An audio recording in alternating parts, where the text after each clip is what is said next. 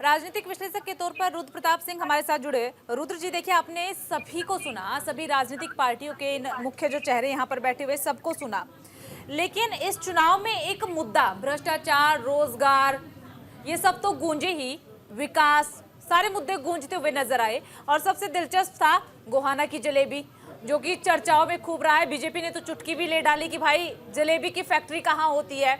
इस पर तो मैं कांग्रेस के प्रवक्ता से जवाब लूंगी, लेकिन इन सबके बीच एक मुद्दा दलित भी खूब गूंजा।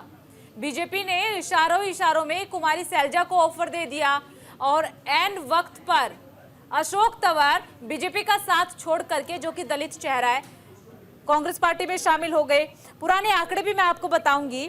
2014 में अगर लोकसभा चुनाव का जिक्र करें, बीजेपी के खाते में 19 गए, कांग्रेस के खाते में 4 गए, लेकिन अभी धीरे धीरे आंकड़े बढ़ गए, चाहे फिर विधानसभा हो, लोकसभा हो।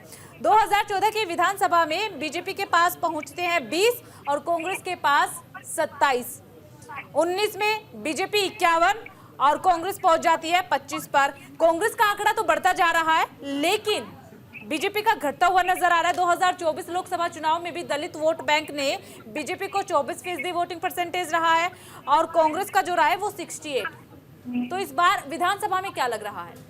देखिए, विधानसभा में कुमारी शैलजा के आधार पर बीजेपी इस बात को निशाना साधने में सफल भी रही है, क्योंकि आपने देखा होगा पूरे चुनाव में कुमारी शैलजा जो है कहीं न कहीं कांग्रेस से नाराज ही दिखाई देती। और वो ऐसा नहीं है कि एक बार उनकी नाराजगी दूर हो गई, बार बार कहने के बावजूद भी राहुल गांधी उनको मनाने जाते हैं, फिर भी वो सोनिया गांधी से मिलने आती हैं। तो ये बीजेपी के लिए एक बहुत अच्छा आधार मिल गया कि वो किसी तरह से ये जो वोट बैंक है इसमें एक कन्फ्यूजन पैदा करे, और वो इस चीज़ से दिखता भी है, क्योंकि कुमारी शैलजा का जो एक्शन आपको दिखाई दे रहा है उसमें इस तरह से दिखाई दे गया है कि कांग्रेस जो है वो दलितों की उपेक्षा कर रही है। दूसरी ये जो सबसे बड़ी बात है कि जो कांग्रेस पहले थी, आपने देखा होगा कि बीजेपी की सरकार में आने से पहले वही कांग्रेस का चेहरा आज भी दिखाई दे रहा है। उन्हीं को रिप्लेस करके बीजेपी सरकार में आई थी, जिसमें बार बार जिसको बहुत बीजेपी मजबूती से उठाती है कि भ्रष्टाचार हुआ या अपराध हुआ, जैसे जमीनों पे कब्जा हुआ या जो भ्रष्टाचार के बहुत सारे मामले आए थे, वही चीज़ आज भी दिखाई दे रही है। तो कांग्रेस के लिए उसको फेस कर पाना थोड़ा सा मुश्किल है।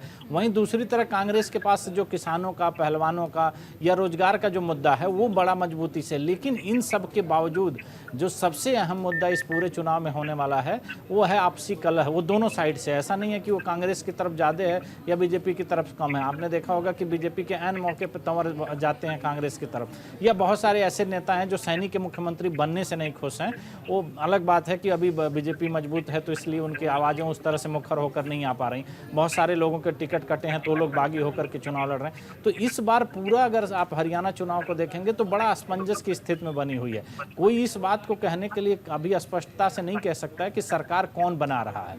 सारे लोग देखिए, मुख्य मुकाबला जो होने वाला है वो कांग्रेस सरकार किसकी आती है वो तो 8 तारीख को तस्वीरें स्पष्ट हो जाएगी, लेकिन फिलहाल दलित किसके साथ जाते नजर आ रहे हैं? देखिए, जिस तरीके से बीजेपी ने इस मुद्दे को उठाया है और कुमारी शैलजा जिस तरह से उसमें वो असमंजस की स्थिति में दिखाई दे रही है, तो मुझे लग रहा है कि कहीं न कहीं ये कांग्रेस के लिए नुकसानदायक साबित होगा, क्योंकि पूरे चुनाव में उन्होंने बड़ी स्पष्टता से कहीं ये नहीं चीज़ कही है कि नहीं सब कुछ ठीक है, क्योंकि उनकी नाराज़गी पूरे चुनाव में आपको दिखाई देती है कि जब राहुल गांधी मनाने जाते हैं फिर वो मंच साझा करती हैं, फिर वो दिल्ली आकर के सोनिया गांधी से मिलती हैं, और अभी भी जैसे उनके बयान हैं तो उस बयान में उन्होंने स्पष्टता से इस बात को खारिज नहीं किया है कि हम मुख्यमंत्री के दावेदार नहीं हैं। वो अपने आप को मुख्यमंत्री के दावेदार अभी भी बताकर चल रही हैं, जबकि बाकी चीज़ें अभी जैसे तंवर के मुद्दे पर आपने देखा होगा कि तंवर के मुद्दे पर भी बात आई कि उनको तंवर के आने की जानकारी है पार्टी में, लेकिन हुड्डा को नहीं थी। तो ये जो बीच के जो गैप है, ये मुझे लग रहा है कि कहीं ना कहीं दलित वोट बैंक के लिए नुकसानदायक साबित होगा कांग्रेस के पक्ष में, और अगर वो नुकसानदायक होता है तो कहीं ना कहीं कांग्रेस के लिए ये स्थिति थोड़ा सा भयावह हो सकती है।